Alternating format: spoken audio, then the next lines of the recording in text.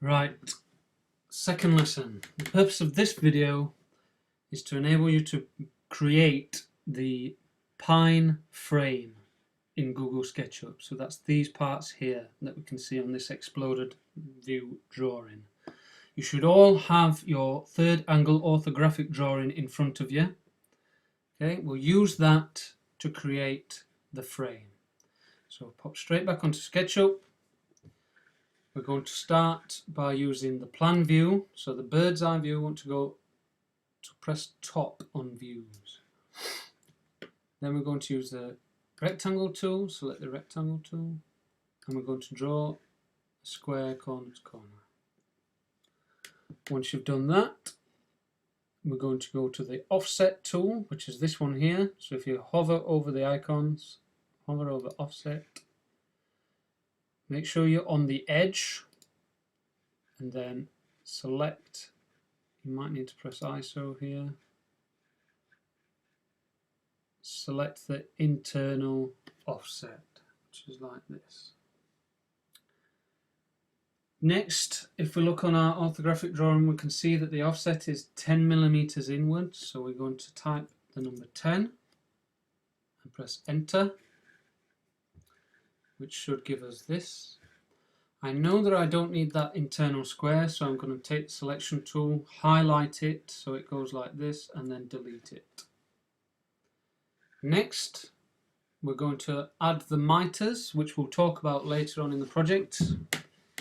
A mitre is just a perfect 45-degree angle which we've got in the corners of your frame. Take the pencil tool and draw from corner to corner, just like dot to dot, the miters. Okay. The next thing that we need to do is we need to create the frame as a component. So if we select the grey area, the internal grey area, and we're going to go edit, copy, edit, paste. Okay. We can then move the plywood base out of the way for a moment, go to the top view or plan view, select that drawing we've just created and delete it. Then select the move tool again and return the plywood base back to the origin point. It should snap to. Okay. Like that. Once you've done that, we can press the zoom tool again. Right. We're going to use the push-pull tool again to create the frame. So click once, drag it upwards. It should then drag to as tall or as short as you'd like. For the purpose of the frame, it needs to be 10 millimeters high, so type 10 and then press the enter key.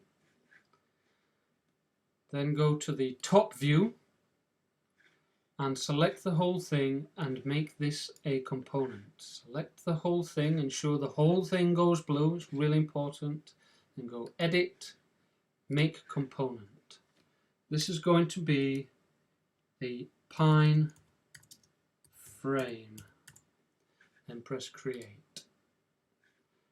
Once we've done that, we can go to isometric, and all we need to do now is copy and paste this 3 more times so that we've got the frame. Okay, so we've actually completed the component. We don't need to make the component again. All we need to do is go Command C, Command V on a Mac, or Control C, Control V on a PC to create another one. In order to rotate the frame, we need to go back to the top view. Okay. Select the rotate tool, which will bring you up a protractor. You need to ensure that you select the bottom corner of the component you would like to rotate and press it once.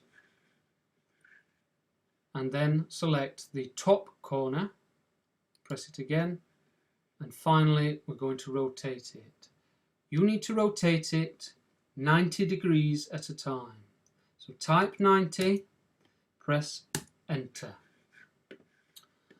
Once you've done that, we can mate the two corners of the miters together. So select the end point of your component and hover over the other component. Go back to the top view, should look like this. Okay. We then need to repeat the process until we've got a full frame. Okay, so if we select each individual component, Command C, Command V,